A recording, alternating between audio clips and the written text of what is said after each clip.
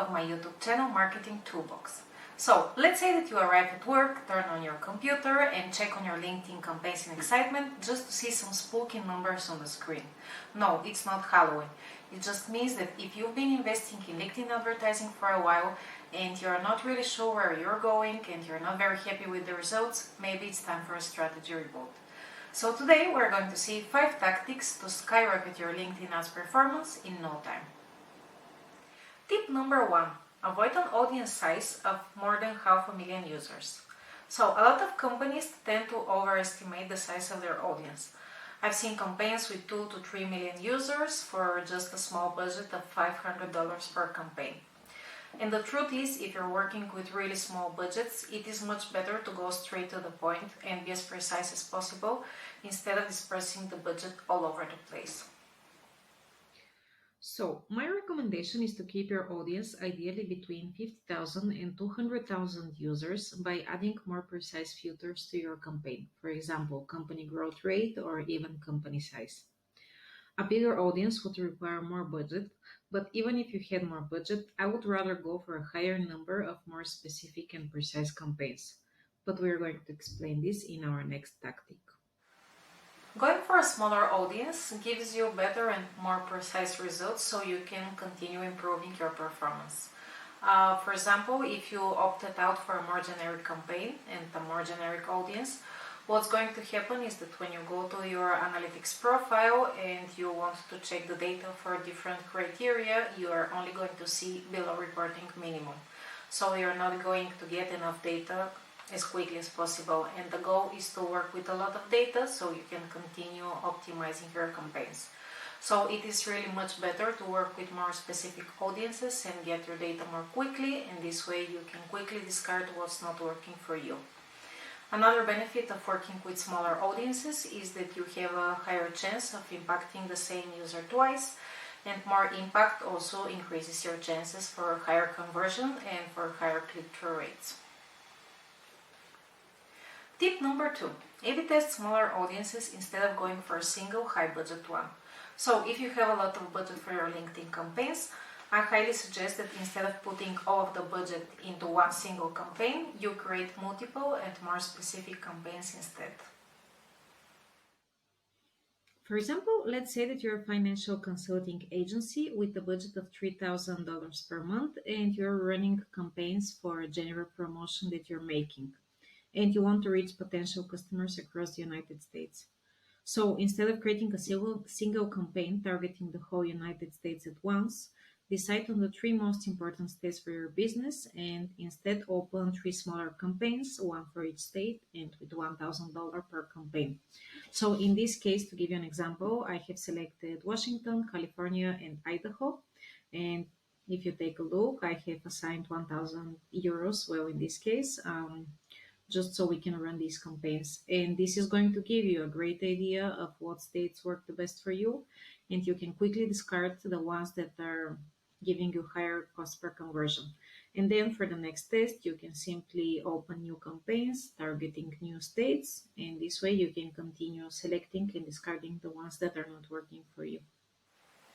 Of course, your A/B test doesn't have to be location specific. You can test as many segmentations as you want, and in fact, I highly suggest that you do so because this way it's going to be so much easier for you to find out what works and what doesn't.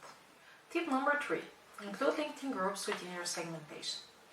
So there are a lot of attributes to choose from when it comes to refining your target audience.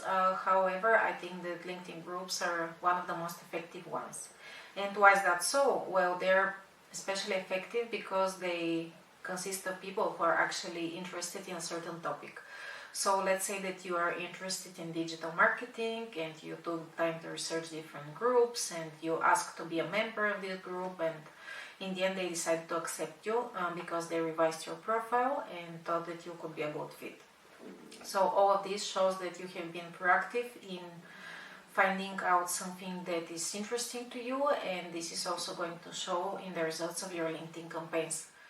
So, what does being interested in a certain topic has to do with groups? Well, going back to our campaigns, suppose that you are a company that's organizing events and your target audience are people who are interested in digital marketing. So, if you decide to go for member groups, you're actually going to be reaching people who have shown interested in digital marketing and you're more likely to convince them to sign up for your event. In contrast, if you decide to go with other attributes such as member skills or member interests, they're not so helpful because actually when people are creating their LinkedIn profiles, they're usually in a hurry, so they cannot as many skills as they come to their mind, or maybe they're just going to add some random interests, and basically it's not a good factor to determine whether they're actually skilled or interested in a certain topic. Tip number 4. Be careful with the segmentation company size. So when it comes to refining your audience and making it as specific as possible, I really suggest that you are very careful about the attribute company size.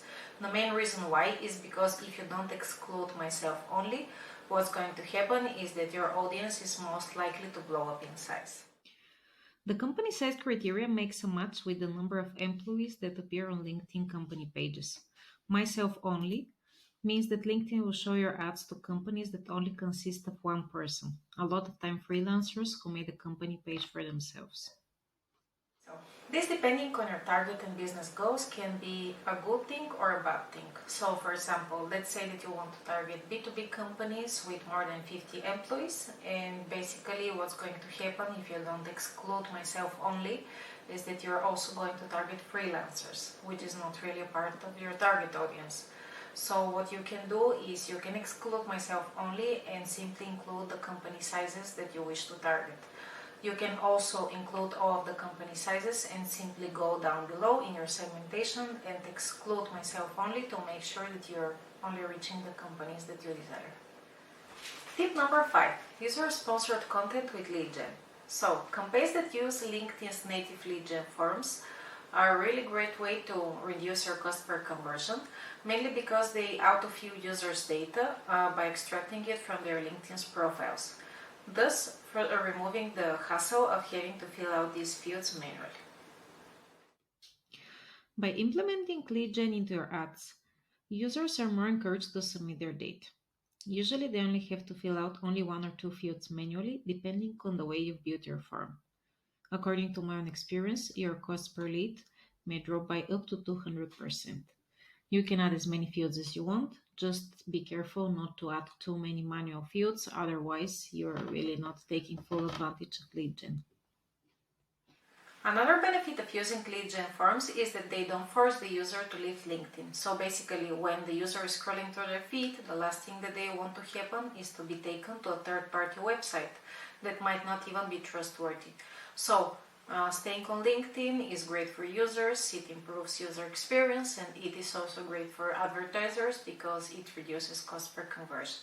Basically, it's a win-win. So these were the 5 tactics to skyrocket your LinkedIn ads performance. Thank you so much for watching the video. I really hope you enjoyed the content. I hope you found it helpful, and if you have any question, don't hesitate to leave a comment down below. And also don't forget to like, subscribe, and put the ring bell notification on so you can receive the latest updates from me. Thank you very much for watching. Bye!